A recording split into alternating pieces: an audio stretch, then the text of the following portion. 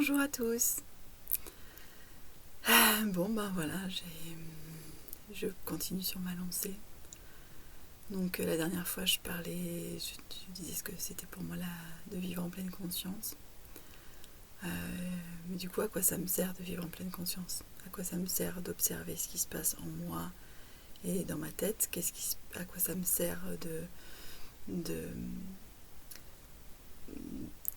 tout ça en fait? Donc je l'ai dit, ça sert à agir en fonction de ce qu'on ressent, à adapter du coup sa posture. Et pour moi, ça sert aussi à acquérir une certaine maîtrise de ses émotions, mais aussi de ses pensées. Ça veut dire, maîtriser ses pensées, ça veut dire, pour moi, ça veut dire être en mesure de les voir et à un moment donné, de les choisir. Il y a plein de pensées, on s'en fiche, en fait, elles nous font rien, elles sont là, elles viennent. Ok. Et celle-ci, c'est pas très grave, en fait. C'est même pas grave du tout. Mais par contre, il y a des pensées qui nous viennent et qui reviennent. Et qui reviennent. Je sais pas si vous avez remarqué ça. Alors moi, elles sont là, elles sont sur mon épaule droite. C'est pas vrai, mais dans mon imaginaire, mes pensées automatiques, elles viennent de ce côté comme ça. Ça fait comme un tourbillon. Elles viennent comme ça. Et ces pensées-là, qui viennent automatiquement, selon les situations, parfois, elles m'intoxiquent. Je vais donner un exemple. Mon mari me dit quelque chose qui me touche. Je me sens blessée. Et là, ce que j'appelle moi mon gni-gni-gnin se met en route. Mon gni-gni-gnin, c'est le hamster de Serge Marquis. Le gni-gni-gnin, c'est oui, ben voilà, il m'a encore dit ça, évidemment, de toute façon, il comprend rien, et ça tourne, et ça tourne, et ça tourne, et ça tourne. Et si je ne suis pas vigilante, c'était mon cas il y a plusieurs années, ben en fait ça continue, et ça continue, et ça s'alimente en fait. Au fur et à mesure des interactions, ça s'alimente, et ça s'alimente, et ça s'alimente, et ça crée du ressentiment.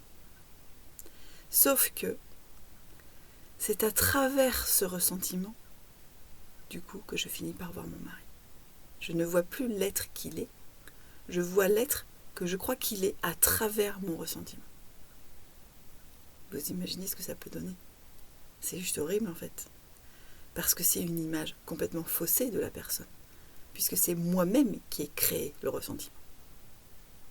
J'ai découvert ça grâce à Krishnamurti. En lisant un de ses livres, je me suis dit, ah ouais. Et du coup, je me suis regardée. Et j'ai vu. Sauf que maintenant, grâce aux outils que j'ai acquis avec la pleine conscience, alors il y a entre autres la méditation, mais surtout beaucoup l'observation de soi, une observation juste et sans jugement. Je vois mon gna-gna-gna se mettre en route. Je ne dis pas qu'il ne se met plus en route. Ah, ça, je peux vous assurer qu'il se met encore en route. Moins souvent, mais il se met encore en route. Et quand il se met en route, à un moment donné, je le vois. Et je vois surtout ce qu'il me fait. Je vois à quel point il draine mon énergie, à quel point il me fait descendre dans des énergies lourdes, dans des basses fréquences, parce que ça va alimenter la déception, la colère, la frustration, même éventuellement la culpabilité. Et ça, je mime en même temps, mais parce que c'est exactement ce que je ressens quand je descends dans des vibrations basses et que je suis prise par ces pensées toxiques. Donc, grâce à cette façon de vivre en pleine conscience, pour moi, c'est ok, je vois mon gna-gna-gna. Est-ce que c'est bon pour moi? Est-ce que ça me fait du bien? Est-ce que ça me remplit de joie? Non. Est-ce que j'ai envie de continuer à être en colère? Non plus. Donc, je choisis de switcher. Soit je choisis en me disant, bon ok, je me dis ça. Est-ce que je suis prête à lui dire, avec bienveillance et délicatesse, ou bien est-ce que ça n'en vaut même pas la peine, mais que j'ai juste à lâcher. Je choisis. Et une fois que j'ai choisi, je suis à nouveau apaisée. Donc la pleine conscience, pour moi, vivre en pleine conscience, ça sert aussi à ça. Mais ça sert vraiment à se sentir en paix à l'intérieur de soi et à trouver toujours le chemin de la paix en fait, le chemin de la guérison, le chemin de la paix. Et puis, on le verra à un autre moment, le chemin du pardon. Le pardon et la paix, ça va ensemble.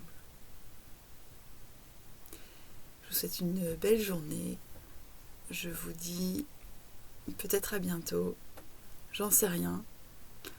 Mais j'ai l'impression que ça me plaît bien de vous parler dans un petit trou de caméra. Ciao!